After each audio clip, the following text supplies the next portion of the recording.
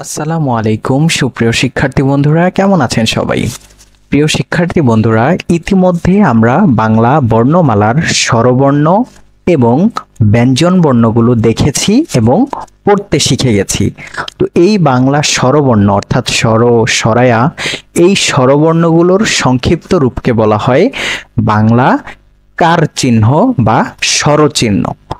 তো আজকের এই ক্লাসে আমরা এই বাংলা স্বরচিহ্নগুলো সুন্দরভাবে কিভাবে পড়তে হয় সেটা শিখে নেব। কেমন? তো আমি আশা করব আপনারা সকলেই ক্লাসটি মনোযোগ সহকারে দেখবেন।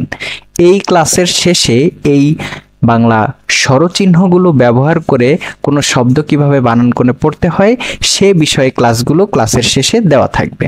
তো চলুন কথা না বলে আমরা আজকের ক্লাসে চলে যাই। প্রথম যেই চিহ্নটি সেটি হচ্ছে আকার, রস্যিকার, দীর্ঘিকার, হ্রস্যকার, দীর্ঘকার, ঋকার, একার, ঐকার, ওকার, ঔকার। চলুন আবার পড়া যাক।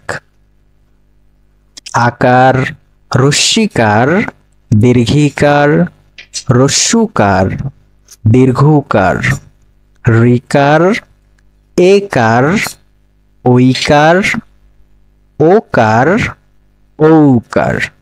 তো ফ্রেন্ডস, আজকের ক্লাসটি যদি এতটুকু ভালো লেগে থাকে প্লিজ ভিডিওটিতে একটি লাইক দিয়ে দিবেন এবং আপনার যদি কিছু বলার থাকে অবশ্যই কমেন্টে জানাবেন। আর আপনি যদি আমাদের চ্যানেলটি সাবস্ক্রাইব করে না থাকেন প্লিজ চ্যানেলটি সাবস্ক্রাইব করে রাখবেন মুক্ত বিদ্যাপীঠ থেকে প্রকাশিত প্রতিটি ভিডিও পাওয়ার জন্য। আর আপনি যদি ইতিমধ্যেই সাবস্ক্রাইব করে থাকেন আপনাকে অসংখ্য ধন্যবাদ। তো সবাই ভালো থাকবেন, সুস্থ থাকবেন। আজকের ভিডিও এখানেই শেষ করছি। আল্লাহ হাফেজ।